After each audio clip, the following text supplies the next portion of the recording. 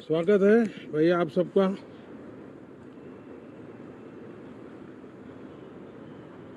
Monsoon का भी कुछ लाभ नजर आ रहा है और मानसून सत्र भी प्रारंभ हो रहा है। मानसून हो या मानसून सत्र, अगर दोनों प्रोएक्टिव हो तो बहुत ही प्रोडक्टिव होते हैं।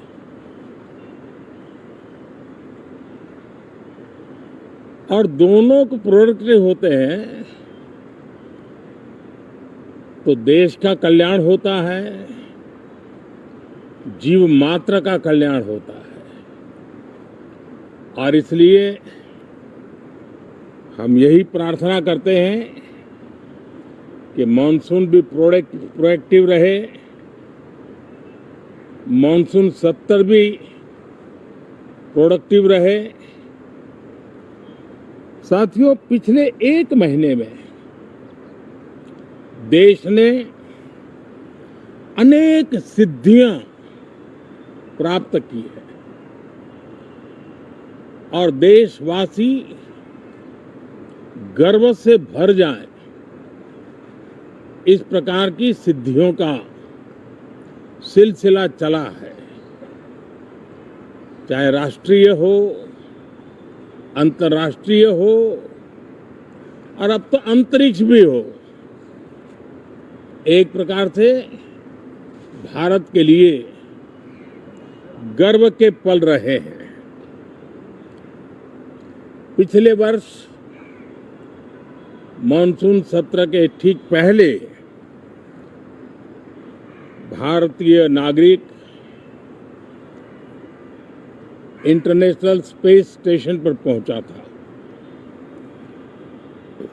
और कल ही परसों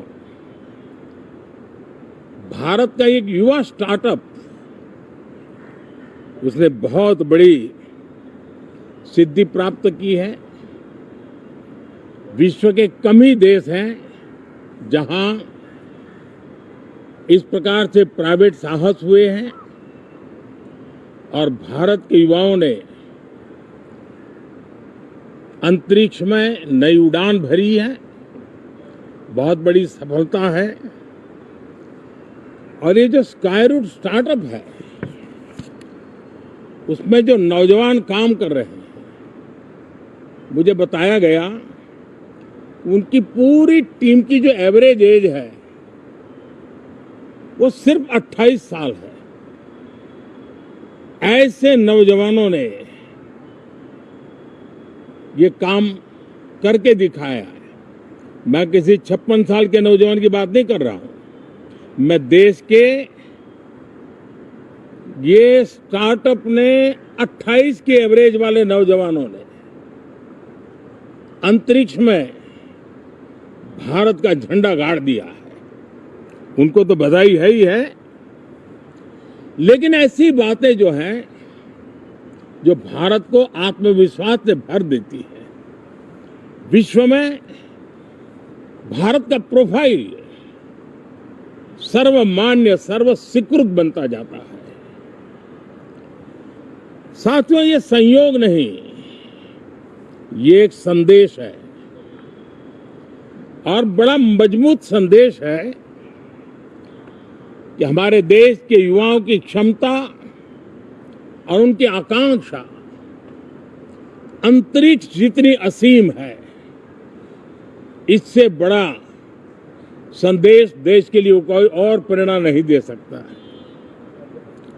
साथियों, जो रिफॉर्म एक्सप्रेस पर सवार होकर के आज देश चल पड़ा है, उसी का नतीजा है कि भारत के नौजवान इतना बड़ा साहस कर पाते हैं और सफल भी हो रहे हैं। साथियों, पिछले दिनों राजस्थान में बहुत बड़ी ऑयल रिफाइनरी देश को समर्पित की गई। पिछले कुछ सप्ताह पहले एक सेमीकंडक्टर प्लांट यानी तीसरा देश को समर्पित किया गया। अभी कुछ दिन पहले ग्रीन हाइड्रोजन से चलने वाली ट्रेन, और विश्व में बहुत कम देश ऐसे हैं कि जिनके पास ये सुविधा है, लेकिन भारत ने जो हाइड्रोजन ट्रेन देशवासियों को समर्पित की है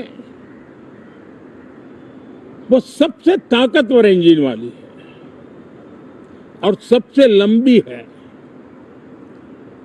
ये अपने आप में भारत के वैज्ञानिक, भारत के इंजीनियर्स, भारत के इनोवेटर्स, भारत के उद्यमी, भारत के श्रमिक, ये जो एक लक्ष्य लेकर के देश के लिए जी रहे हैं, देश के लिए काम कर रहे हैं, उसी का परिणाम है।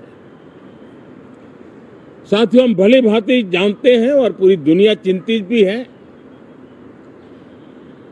लगातार कहीं न कहीं युद्ध की स्थितियां बनती रही है। पश्चिम एशिया के युद्ध के कारण भारत जैसे देश जो एनर्जी के लिए औरों पर डिपेंडेंट है, उनके लिए ये पश्चिम एशिया का युद्ध एक बहुत ही बड़ा संकट का कारण रहा। Petrol, diesel, LPG, fertilizer, chemicals, हर विषय में अनेक बाधाएं, अनेक संकट आए। उसके बावजूद भी भारत 7.7% के ग्रोथ से दुनिया की मेजर इकोनॉमी में सबसे तेज गति से आगे बढ़ने वाला देश बन के रहा। ये भारत के सामर्थ्य का परिचायक है। भारत किस प्रकार से उत्साह और उमंग के साथ नई ऊंचाइयों को पार करना चाहता है, उसकी इसमें एक झलक है। और ऐसे में जब ये मॉनसून सत्र आरंभ हो रहा है, देश ने स्पीड पकड़ ली है और संसद का स्पिरिट उस स्पीड में नई ऊर्जा भर सकता है। सकारात्मक स्पिरिट राष्ट्र के लक्ष्यों को प्राप्त करने के लिए बहुत आवश्यक होता है। हमारे सदन में बहुत अनुभवी सांसद भी है, दल उनका कोई भी हो, लेकिन उनके पास एक लंबा अनुभव है। ऐसे समय में उनके अनुभव की, उनके ज्ञान की संसद को भी जरूरत है, देश को भी जरूरत है। और इसके लिए संसद का चलना, सार्थक चर्चा होना, मिलजुल करके देश को आगे ले जाने के संकल्प लेना, ये मैं समझता हूं कि बहुत ही समय की मांग है।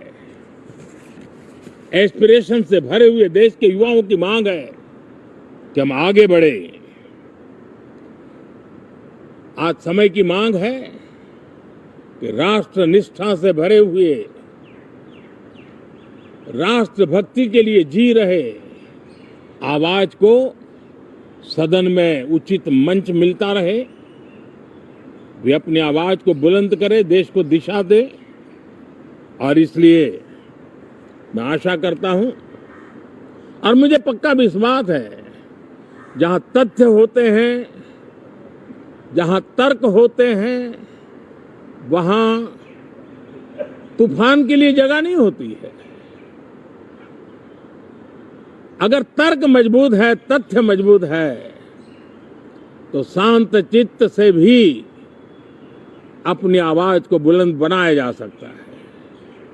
मैं आशा करता हूं तर्क और तथ्य के साथ सदन की चर्चा को समृद्ध किया जाए, हर आवाज को अवसर मिले, हर विचार को सम्मान मिले।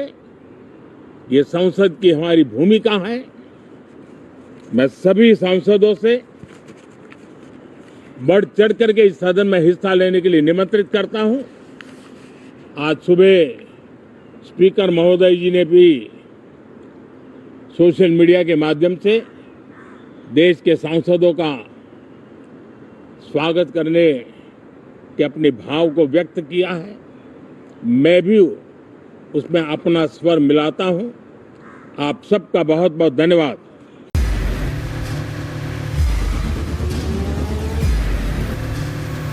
ಪ್ರಜಾಮಾರ್ಗ ನ್ಯೂಸ್, ಇದು ಜನಸಾಮಾನ್ಯರ ಧ್ವನಿ. ನಮಸ್ಕಾರ.